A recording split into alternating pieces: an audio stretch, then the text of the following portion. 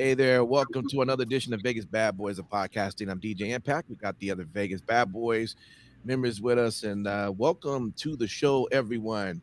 If you're watching us live, make sure you throw all of your comments into our little comment chat box, which you can find on YouTube Live, Facebook Live, or Twitch. Every Sunday around this time, you can join us live, but if you can't, we appreciate you just downloading the podcast and listening to it. We're just about on every podcast platform you could think of. So, whichever one's your favorite, open it up, put in Vegas Bad Boys, and we should pop up. All right. This is 3 count, which means we got 3 good stories for you. We went around looking around the internet, seeing what's a good story to talk about, and we got some good stuff for you. All right. So, with that, let's get right into it. It's time. Vegas Bad Boys of Podcasting present 1, 2, 3. Count Talk. Count Talk, baby. All right, here's our first one. 1. And it is titled Former WWE CEO Vince McMahon paid more than $12 million to 4 women to suppress sexual misconduct allegations. All right, let's get right into the report here from sports.yahoo.com. It says Vince McMahon, the longtime CEO of WWE, who stepped down in June, paid 4 women at least $12 million total over the past 16 years to hide numerous allegations of sexual misconduct, according to a report by Wall Street Journal. McMahon was also being investigated by the WWE's board after it was discovered in April he paid $3 million to cover up an affair with a former employee. This news report indicates McMahon covered up more. So far, here are the 4 settlements McMahon reportedly paid out per the Journal. A $7.5 million payout in 2018 to a former wrestler who alleged McMahon, quote, coerced her into giving him oral sex and then demoted her and ultimately declined to renew her contract in 2005 after she resisted further sexual encounters, end quote. The next bullet point. A roughly $1 million payment in 2008 to a WWE contractor who, quote, presented the company with unsolicited nude photos of Mr. McMahon she reported receiving from him and alleged that he had sexually harassed her on the job, end quote. Next bullet point. A $1 million payment in 2006 to a former 10-year WWE manager who alleged McMahon, quote, initiated a sexual relationship with her, end quote. And the last bullet point here, the $3 million payment in 2022 to the former paralegal who allegedly had an affair with McMahon. The board concluded the relationship between McMahon and this woman was consensual. All right. So the board is also investigating a $1.5 million non-disclosure agreement from 2012 between the same former paralegal and the WWE executive, John Laurinaitis. Now, McMahon voluntarily stepped down on June 17th following reports of the investigation as well as the alleged settlement. He also pledged his, quote, complete cooperation to the investigation, end quote, and, quote, pledged to accept the findings and outcome of the investigation, whatever they are, end quote, in a statement released by the company. McMahon's daughter, Stephanie McMahon, was named interim CEO and interim chairwoman after serving as the company chief brand officer as well as the former wrestler. Okay. So let's go over to you, Mr. Matt Michaels. You saw this and this caught your interest. I'm very interested to hear what you got to say about this, sir. Go ahead. So, I'm going to take a very different stance, different look at it. And that is through the perspective of McMahon not necessarily being guilty. Okay. And one of the reasons being is that we really don't know much of anything. It's an internal investigation. So therefore, it's not going to, we're not going to get legal things, right? We're going to get things that are internally put out. So you're not going to see evidence, and most importantly, we're not going to see actual names, most likely, right? Unless people do file court, for charges against them, and it goes forward. But from what it seems to be, all the allegations of potential misconduct comes somewhere around 2005, it's seeming like, or thereabouts, or before. Mm-hmm. So therefore, it's going to be a harder, I don't think the time. I don't know if he can still be prosecuted. We also don't know what we're dealing with in terms of if any of this is prosecutable. All right. So with that being said, you kind of have to then look at some of the things that are getting out there. And one of the big things with all these things that came through the journal, the Wall Street Journal story this week, the timing is interesting because a board member did resign, and it looks like possibly because of these allegations, he found that it was disturbing to him, so he leaked them out. Now, whether or not that's a good thing or a bad thing, it's where the source is coming from. Again, what does that mean in the overall things? I don't know. Laurinaitis apparently had his cell phone turned off, his work cell phone. So it looks like Laurinaitis might be fired, but again, that's not confirmed. And all this other stuff we get through Dave. I have a source who tells me kind of something, Meltzer. So look at it. It's all speculation. Jericho did an interview on a podcast that I think was released on Friday, but I think it was recorded like Thursday or something around that time, where he said, at least regarding the relationship with the paralegal, is that it's unfortunate, but this is stuff that happens all the time in every business with people of power. And it's something that, the payoffs happen. We've seen it with the president of the United States doing the same thing.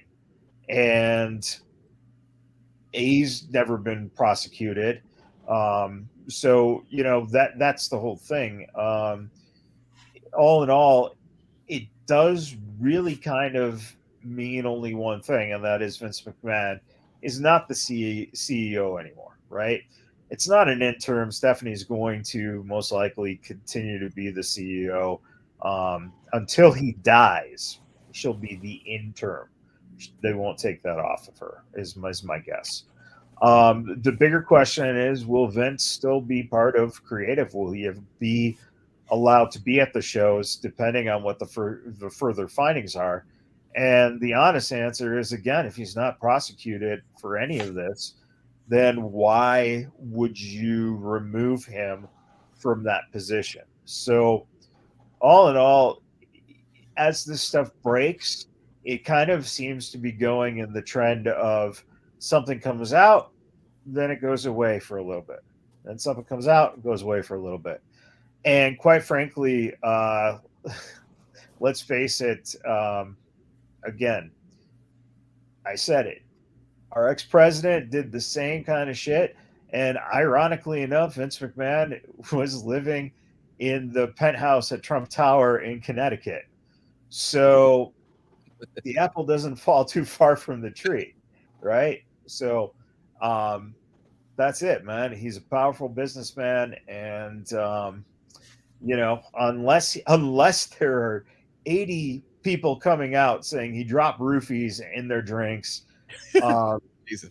There are concerns about some of the allegations, but at the same time, none of the women have ever come forward with a police report or gotten, a lawyer involved to sue him. So I don't know. I don't know what can be done or what can't be done, and I don't know what's true and not true yet. So interesting.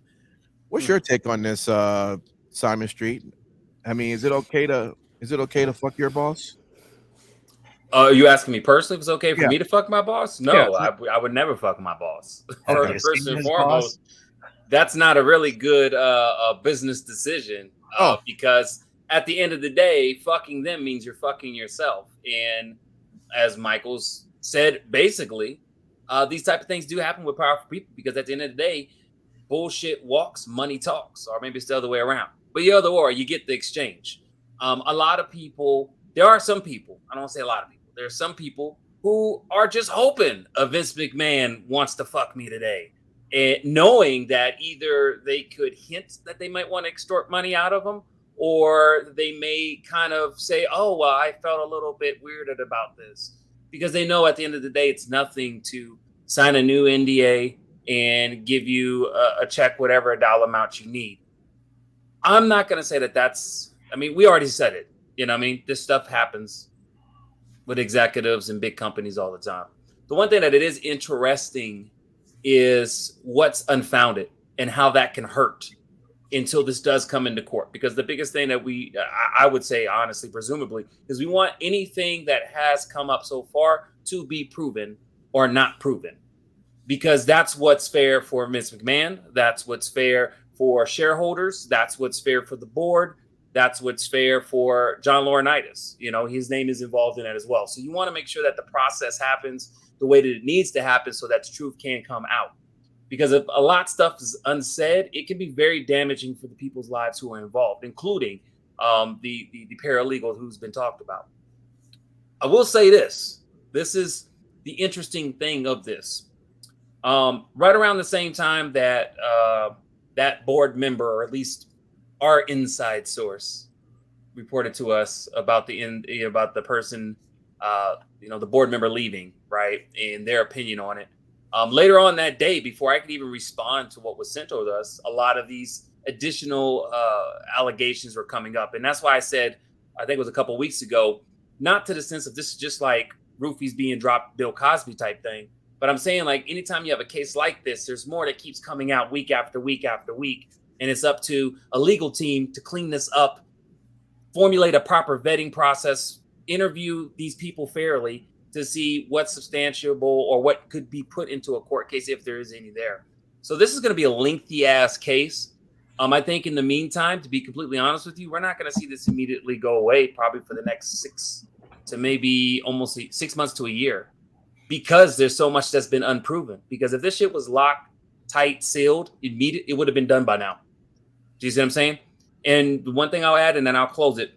Right now is probably not the best time to or to not take a stance of transparency with this. So I'm very pleased with how the board took it and got in front of a lot of this. Because right now, let's look at just, and I know we're Vegas bad boys. We're males. We're not females. But I would not be a stone throws away to, if I would put my hand on the pulse of a lot of women right now in society are not in a happy mood. You know, there's a lot of things that are going on in the world to where certain things that were within the rights of women are now being subject to be taken away. And I'm not going to get in that subject. And we're not too freshly removed from the Me Too movement. So there's a lot of that stuff that's getting cleaned up with, boardrooms, businesses all around. So this is a lot more complicated when it is. I just hope that they can find out what it is. And to answer the question 100%, you do not fuck your boss. That's how I got my second ex-wife, and it just doesn't work out well. Oh, wow.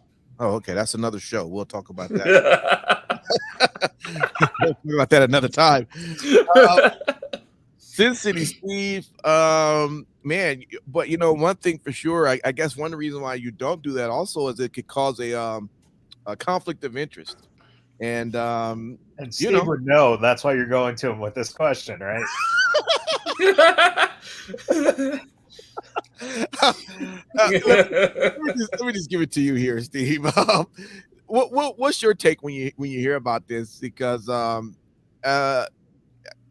like we said, I mean, I guess there's nothing illegal here, but I mean, there's definitely a lot of questions one still have about should this still have taken place in the first place. So ultimately, what we're dealing with is and you just mentioned it. It's not necessarily a legal thing unless obviously there are more investigations done and quid pro quo kind of things are mentioned to have happened. Now, realistically speaking, you never get into any kind of relations whatsoever with anybody that you work with, period. Just getting that out there, you don't do that shit. You're just asking for things to go wrong. But ultimately, statute of limitations, Michaels, you mentioned 2005. For most of these instances, I mean, statute of limitations has to be running out. Realistically, what Vince McMahon is being tried in is Vince McMahon is going to be tried in the court of public opinion. And we're going to see social justice as opposed to legal justice. If I have to guess what the outcome of this is going to be. I don't think that Vince is going to see anything financially. He's not going to be sued for anything because he realistically can't unless new info comes out. But he will be looked at in a negative light if he isn't already. And realistically speaking, too, keep in mind what the Mr. McMahon character was like when he was on TV. You wouldn't exactly put it past the Mr. McMahon character to pay $12 million to 4 women to suppress sexual misconduct allegations. So you mentioned the saying, the apple doesn't fall far from the tree. Well, there you go. And you also got to take in consideration a couple things. Publicly, the reputation might take a hit. We saw Netflix pulled the documentary series that they were going to be doing, which is interesting too, because it's Vince. So depending on how much control or how much stake they had in it, the WWE, that project might move forward with a new home on Peacock because they could just put it on their streaming service. That's, or even their relationship with Biography now, or A&E. That might be another avenue. So that is going to be interesting to see. But that all depends on how big this turns into a clusterfuck. Because as Sin City said, if it really looks bad, Peacock may not want to touch that with not one of the colors in their rainbow. Yeah, but you got to figure too, though, even though it looks bad, realistically right now, what has come out was payments, right? So when you accept a payment and you're not going to say anything, that makes it even more complicated because you were willing to take the money to not say anything. And then it's like, and then it goes back to there's the first female ref who back in 86, yep. Accused McMahon of, taking her in the car and sexually assaulting her. And, there's the possibility of truth is strong, but the question is, that was 1986, and I know this is such a taboo thing to say, but in those years going forward, if you didn't file a case against him, then how strong is it that what your recollection of what it was, or your thought of what it was, is it exactly what you thought it was? And does that get worse over time? Meaning, does your mind embellish it more, or does your mind forget it more? Does it suppress it more? And you're exactly right with that one. However, if I may interject on this one, that is the problem with today right now, and especially particularly when it comes to women being violated in the workplace, or women's rights being deprived or in question or taken away.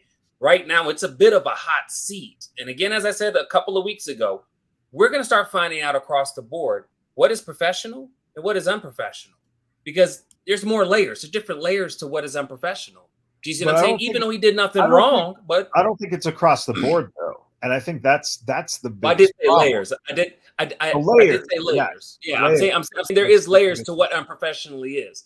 And I think in this situation, it's going to be really tough for Vince McMahon. And again, I am not a business Paragon, I just know a little bit. Again, I'm going to state WWE has been trying to prepare the company for something. Transition. I don't know what the hell they're going to go for, but they're transitioning. You don't want this type of press. You don't. And especially when it comes from the top, it doesn't make very good. It just doesn't. It's like trying to sell a home on the market, and then you're trying to hide the fact that freaking 5 months ago there was a triple homicide in the house. You know, you see what I'm saying? Yeah, you cleaned it up. The carpets ain't got blood spots on them, but it's still something that's going to linger. And I think that's why I said I hope the court cases prove what is the truth and what there isn't. won't be court cases. Well, that's what I'm saying. They're going to want a court case, because if not, public opinion is going to eat Vince McMahon up and spit his ass out. Well, let me ask this, because I know we are really over time on this particular topic, but I know it's a hot one. So let me just ask this: if you're being asked to step down, or you step down on your own, do you think it was then a smart decision to then put yourself out on live TV in front of your fan base, who of course going to cheer you? And of course, it's beginning to look like the same thing when Mr. Will Smith went up there and slapped the shit out of Chris Rock, and everyone was like, "Oh, great job, Will Smith," instead of going, "I'm not sure if I should be praising him right now." I'm just throwing the question out there: should they have put him live on back-to-back weeks? They couldn't. They technically couldn't stop him because enough didn't come out by them. Was it the right move? Probably looking at it now, hell no. But think about it. Just because it's not right to do it, it's not a matter of if it was good. You can still do it. It's either you can't do it or you can do it. You guys been watching our society? The thing to do to fucking make sure that you don't get yourself buried is to make sure you are present and show your face and do something. Because you're right, but that is a tightrope. But that is a tightrope. That is a tightrope when you walk. But that. He didn't do because he didn't do anything that was out of anything else other than introducing or hyping. That's it. He never said anything else. Well, let me ask you this question. Very quiet because Steve, again, I know your situation. I know that your bosses listen. I'm so sorry, but you know, it was different times back when it happened, man. Steve's a good man. He's practically all I have to say, and I'll make it real quick. When I was explaining this to a friend, and I looked and I was telling him about Vince McMahon, for shits and giggles, I pulled up the promo that got done way back in the Attitude Era with Vince McMahon and Trish Stratus, where she was on 4 knees and stuff like that. That did not look good for someone who doesn't even watch the product. You're like, oh, he fucking did it. And unfortunately, that's society. Someone's going to look up Vince McMahon. What I want to know is how did Trish Stratus have 4 knees? I meant all 4s. Thank you. Hey, you know what? Trish Stratus is beautiful. She helped me get through a lot of the last part of being a teenager. So she can have 4 knees, just like the lady on Total Recall had 3 boobs. That's how she can't do no wrong. She can't do no wrong. Steve got through it, man. Steve knows that women don't have 4 knees. All right, let's go to the next one. I can't. Wow. Tony Khan hints that AEW's next media rights deal will be historic. Says he's very grateful for a relationship with Warner Brothers and Discovery. This is how it reads from WrestlingHeadlines.com. AEW President Tony Khan recently spoke to the New York Post about a number of pro wrestling related subjects, which included Khan hinting about the promotion's future media rights deal and how grateful he is for their current ones with Warner Brothers and Discovery. Highlights from the interviews are below here in this article, but how grateful he is for their current deal with Warner Brothers and Discovery. Quote, I'm incredibly grateful every day that AEW has a great relationship with Warner Brothers Discovery, and we've done well for TBS and TNT with Dynamite and Rampage, where we're a strong performer for Warner Brothers Discovery on a weekly basis. Says there's still time for their, and that was the end quote. Now it says there's still time for their next right deals. This is what he says, quote, I think there is still a lot of time for the next right deals, but we have a great thing happening right now. And I do believe our future media rights will be important and, frankly, a large revenue stream for AEW going forward. And I think that's because of the great support we've had from the fans and the hard work of everyone backstage and the wrestlers every Wednesday and Friday pulling it together and delivering great shows, end quote.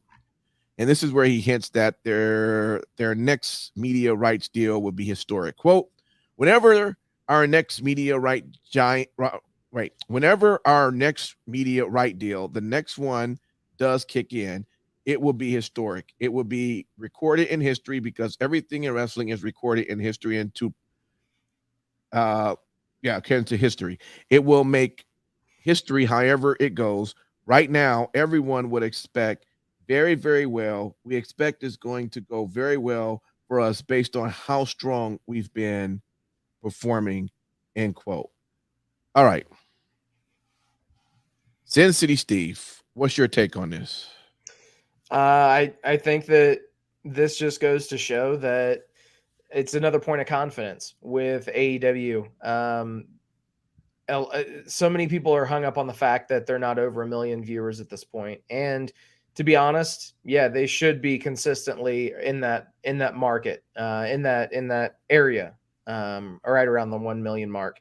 But the fact is, if they're doing enough to keep Discovery Media off their backs, and if they are going as far as, having Discovery to co-promote a match upcoming between Chris Jericho and Eddie Kingston, where they're going to be surrounded in barbed wire.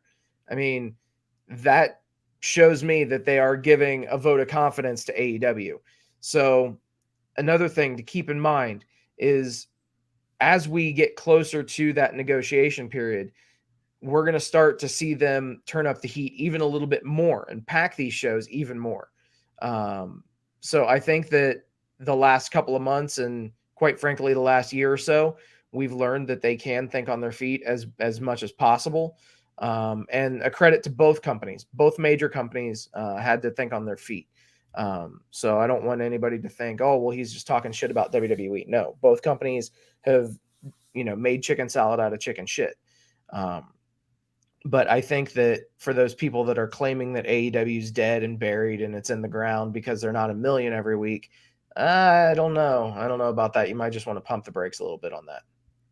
Let me ask you, Simon Street, do you think maybe once Warner Brothers Discovery watched this Shark Tank, whatever, over the ring craziness that's going to take place, do you think maybe they're going to have some second thoughts about still investing in this business here? I mean, what's your take on this story?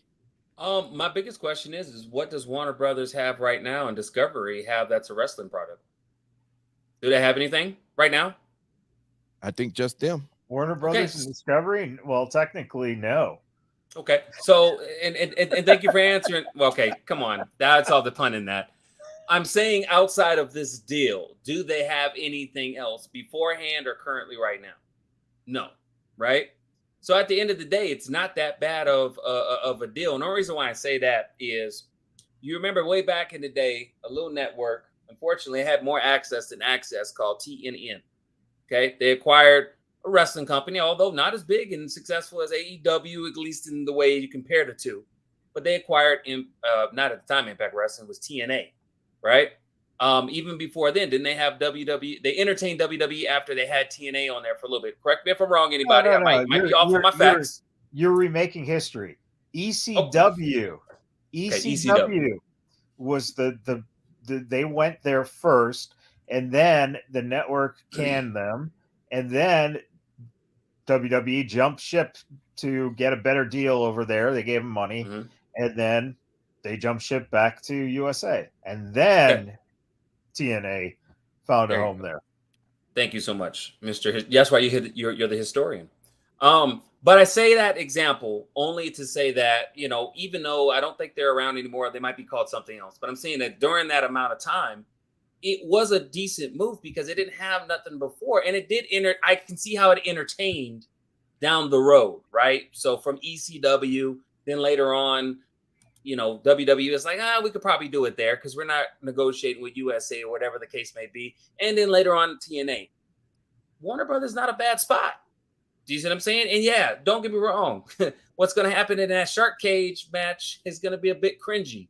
Even talking about it is cringy. But at the end of the day, it's not going to be cringe after cringe after cringe. It's something that they have an opportunity to have, and I think they can make the best of it, even if it's not going to be the top quality. Here, the one thing I'll say about AEW, and I've said it before, and it kind of goes to what Sensei Steve was saying. Yeah, a lot of people look at the expectation of hitting, and what was that mark? 1 million? Was it? What's the exact number? 1 million something, right? Just a million. Yeah. Okay, just 1 million views. All right. So check this out.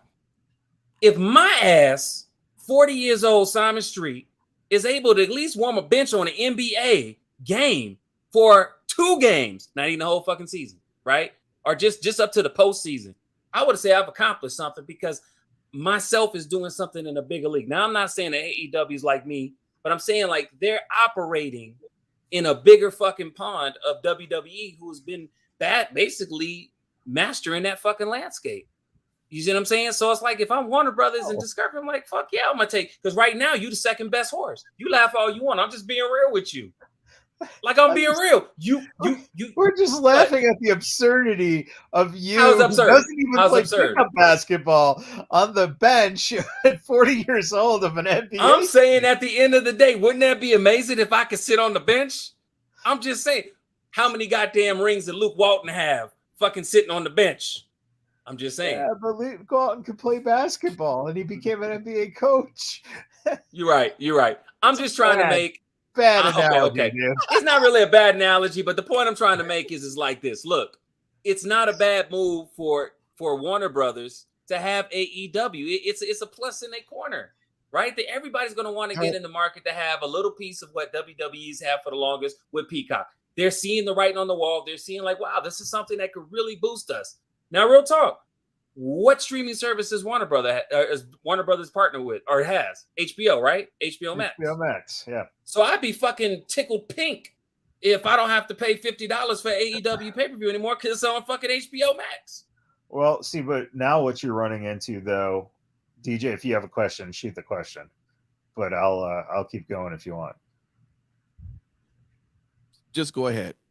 Okay. So what you're running into is HBO Max is trying to figure out what the fuck they're going to do with Discovery Plus. All right. So first off, they don't even know how their streaming looks like. So any type of streaming is not in the picture yet. Okay. The thing that you referenced that is very interesting, glad you brought it up. You know why the WWE left USA? It wasn't money. At that time, USA's head of programming, she came in and she didn't want wrestling after all those years. So they said, fine. And they took their bag and went down the street and they were given money. And when that contract was up and she wasn't still at USA, jump back over. That is the thing that I've always said is the problem here. It's not the product itself. It's the actual network. So what Tony is saying is, oh, the relationship's great. That's fine and dandy. If something happens where the relationship doesn't turn out to be great, then they won't get another deal. But they could get a deal somewhere else. There's no doubt. He could also, if he's smart, leverage and try to play those, other companies off of each other. But what fascinates me is his statement. Whenever our next media deal, he knows when his media deal is up, right? I hope. Okay. The next one does kick in. It will be historic. What the fuck are you talking about, historic? Okay. Then it will be recorded in history because everything in wrestling is recorded in history. No shit, jackass. All right. It will make history however it goes. So you're telling me something that happened in the past will make history however it goes. Yeah, that guy is running your show. Thank you, Michaels. Yeah, there we go. I was hoping that you would pick that apart, and you did. Thank you. Look, all I can say is this: he ain't the only person that may be wearing too many hats and needs to find the appropriate person to take over the running of AEW at some point. And hopefully he will be able to do that. But right now, he is along the same lines as a lot of people who have a great product on their hands, at least in potential. But maybe sometimes some of the moves he makes, he has a hard time separating himself and seeing the bigger picture. I don't know, Sim Stacey, what do you think sometimes with that? Maybe in the next year, maybe Tony should find somebody to run. You know, he definitely needs to, man. It's too many hats. Goes without saying. That goes without saying. I mean, just watch any of the media scrums with the guy. All right. I mean, the constant hugging. If Vegas Bad Boys gets on in some magical multi-dimension and we are on AEW, I'm expecting a hug from Tony Khan. Like he just reunited with a brother he never had. Because every time I see somebody come on, he's hugging him like this. So, Of course. All right, here we go. He'll probably give each of us a contract to wrestle for the company, even though none of us would wrestle for the company. So I'd be cool with that. Put me in a match with Matt Hardy, and I'll just tell Matt Hardy, go up at the top, this top spot. I'll lay down, and then something to happen, I'll just fall off the table, and then there you go. 3. All right. Booker T encourages WWE to pull the trigger on SmackDown star. All right. This right here is from WrestlingInc.com. It reads, WWE's Money in the Bank saw 2 stars of the future capture the briefcase in Liv Morgan and Theory. And that is something Booker T was happy to see, as he believes it's all about, quote, giving people credibility to be able to go out there and win, end quote.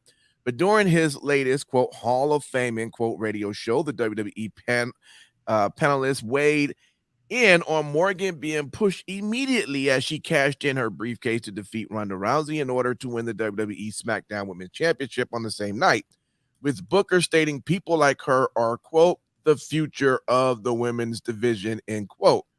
Quote, I've been saying it for a while. As far as making guys, you've got to be able to pull the trigger on a lot of these young guys that's coming up right now. Liv Morgan, she's got years left in the business. You can't wait till it's all over with Liv Morgan to say, hey, let's do something with her. You've got to do it now, he said. Now, Morgan's not the only wrestler that the 2-time WWE Hall of Famer believes has a big future, as he also hopes to see the company use a former WWE NXT superstar more, that she's a part of WWE SmackDown. That's why, quote, that's why I was talking about Raquel Rodriguez. You've got to do something now with talent like that in order to make them, he said. We've talked about Cesaro being around and not being made, because after you're made, you could do a whole lot because you're made, end quote. Now, during Cesaro's time in WWE roster, he only captured 1 singles championship, the United States title, proving Booker's point that the company never quite invested in him during his lengthy run. All right. Simon Street, tell us, what's your take on this article here? Well, I definitely could say, I don't always agree with Booker T. There are some times where we do not agree. However, in this statement, I do definitely agree with Booker T, because, if you got a chance to listen to the Money in the Bank recap, I did mention, that although a lot of people may have a problem with, who won the Money in the Bank women's, it's something that she does have potential.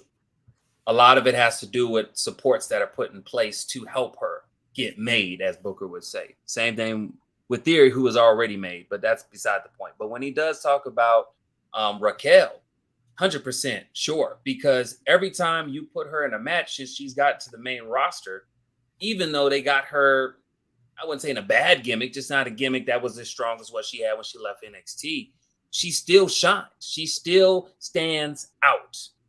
She is not just some big woman who does not look good in a ring.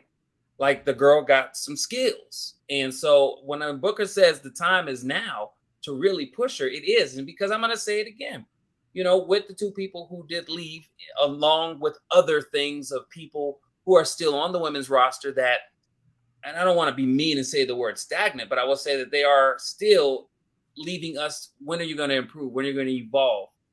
Carmella, type of situation. You need to formulate and make these people, and she is one of them. So when Booker says that, and he actually said a valid point about Cesaro, in his time that was there. Yes, they did give him some support to place, and yes, there's more to that story of things that maybe weren't done on his end as far as with promos and whatnot like that. But there are a couple of times to where even when he had that United States title, championship, he was still in a place even after losing that title to where he could have done some things. And I think that, kind of shifting him around and stuff like that, I don't know if it was a him decision or they decision. It just wasn't great. So I hope that WWE can learn from some of these things and see the positive in this and what Booker T is saying, because right now, if you look at NXT's women division, it's starting to stack up as far as each individual talent. Maybe not everyone is pretty decent. If you look at Raw and SmackDown, it's kind of scattered around and there's small pockets and gaps. She would be perfect, and you're already starting to see it, but she needs something to go with that.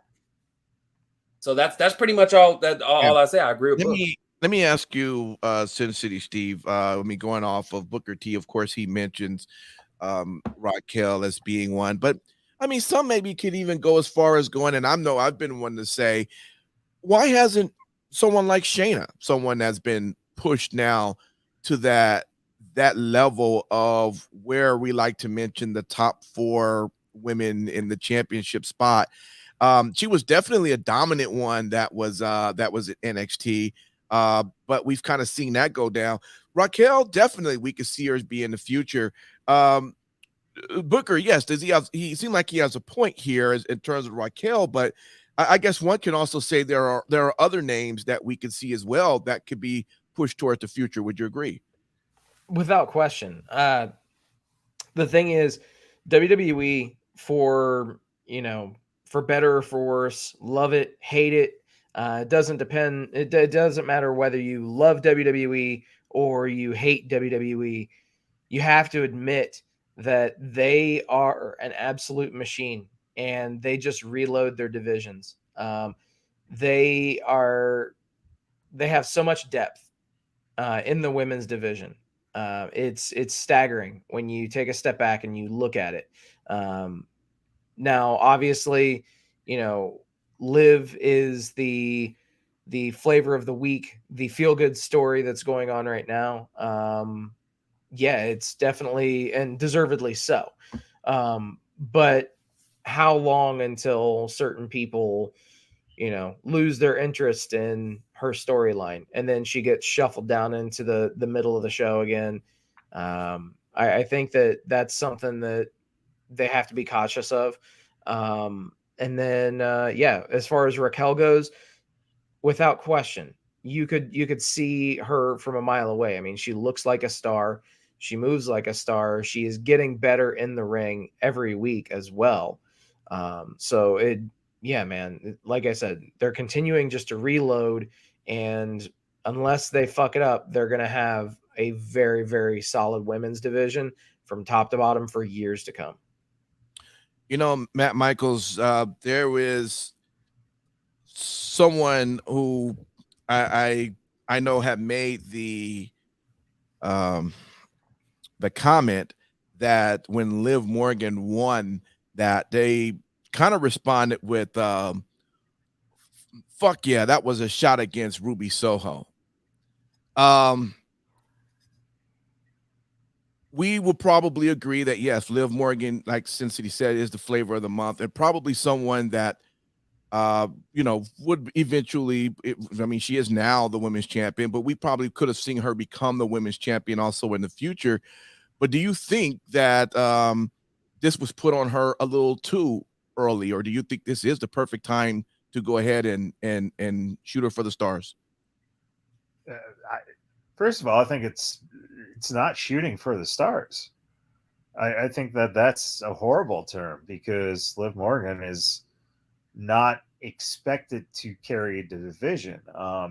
one of the things I think I said last week is Liv Morgan is holding the spot for Charlotte until Charlotte comes back. And one of the things that we're sitting here talking about this, and Nikki Ash is backstage, and she was a champion just months ago. So Liv Morgan right now is nothing more than Nikki Ash. If she proves that she could hang with Becky and Charlotte and the top tier, Ronda, the top tier people, then yeah, there'll be some merit to her in the future. But she's been around for a long time. It's not like this is her first, she got called up. So, and Booker's referring to her as a younger person. It's not that she's a younger person; she's just getting the opportunity finally. So to be honest, it'd be different if you brought up, say, I don't know, EO, next week, right? Or someone like even Mandy. And Mandy is another one who, like, you could say, well, she was given the NXT title, but the fact of the matter is she's been around for years. So is she really doing anything that's more, substantial? Or is she just getting that opportunity now and showing she can do it a little bit better? So, and bringing up Raquel in terms of the conversation, first of all, she's a huge woman. So really, there's honestly Rhea and Charlotte are probably her two biggest matchups that make sense. But her getting in the ring with someone like Liv or Alexa makes them look like they're Jonathan Gresham. Good point. You forgot about Bianca. Bianca could go up with Bianca, Raquel. And Bianca is one of the examples of what Booker's talking about. That's a person. That equality. She actually was someone who came up and they saw it. They wanted to give it to her. They gave it to her. She took the ball and she did fine. As a flop example is Sasha. Sasha's had multiple times, and yet she bought into her own ego and just left. So, that's the other thing too. You've got these older, that's the balancing act, right? You have these older established stars that you have to keep happy, but you have to do something with your younger stars. So, and by the way, this is coming from Booker T, who at 57 yesterday stepped in, when I say yesterday, Saturday night, stepped into the ring of his promotion, Reality of Wrestling, to wrestle. And that right there is him giving the rub to some of his young guys in that company. And that's what you do when you're his stature, right? And Rhonda did the same thing for Liv. She actually apparently was the one who said, hey, listen, I want to put the title on someone who gives a shit about this business. So if you got someone like that speaking up for you, that means a lot. Huge. Yeah. No doubt. All right. There we go. That is our 3 count. Good stuff, fellas. Appreciate it. All right. We're now to the end of the show. As always, thank everyone for hanging out with us. And like we say, we're back now. We got rid of all of the staycations, vacations, and pay-per-view events we're going to attend, at least for the moment. So we'll see you all through July and all through August. We're here, and we want you to be with us. So we appreciate you in advance. But let's go over to Simon Street. What you want to tell the good people out there? Well, pretty much summer is, I think, would you maybe say that we're in the middle of summer, going toward the tail end possibly, all depending on where you are and what you define as summer. Is it timeline or is it a heat stroke? Because in Vegas, it's hot as hell. But regardless of where you are, remember just to always try to be kind to each other as much as you possibly can. Sometimes it's those small little moments that really do impact somebody, and that's on both sides of the fence. You know, you could say something totally disrespectful to somebody and set off their whole day in a chain of events that could change people's lives. Let's flip that if you can. And I challenge everybody, try to be positive. You know, try and find out somebody in your workspace that you just cannot stand or you don't see eye to eye with, and just be something to say good morning without a good morning bitch. Just say good morning. You know, just be real with you. Try to be kind to that person that cuts you off while you're driving on your commute to work, to or from. Because at the end of the day, they may need that little bit of compassion and understanding. And other than that, always drink Trulies. Because if you need to be gluten-free, this is the best thing to drink. Are they sponsoring us now? They might after that, or they might just say, just give them, go get a pack of Trulies. Shut the fuck up. They might say that. Or you could drink water. You know what? I'm drinking this because my dumb ass didn't put water in the refrigerator, and this is the only thing that was cold in the refrigerator. That's why I drank that shit. All right. Sin City Steve, what you want to tell the good folks out there? Thank you guys for hanging out with us tonight. Thank you for liking, sharing, subscribing, doing all the stuff that you guys do. We genuinely appreciate each and every single one of you. Thank you so much. And also special shout out to all the brave men and women serving this country, whether you're on lands foreign or domestic. Thank you for doing what you do so that we can do what we love to do. And last but not least, repsports.com, REPP sports.com. Go there for all your pre-workout, weight loss, and general energy needs. Again, repsports.com. Use promo code Vegas at checkout and save yourself 15%. No doubt. Mr. Matt Michaels.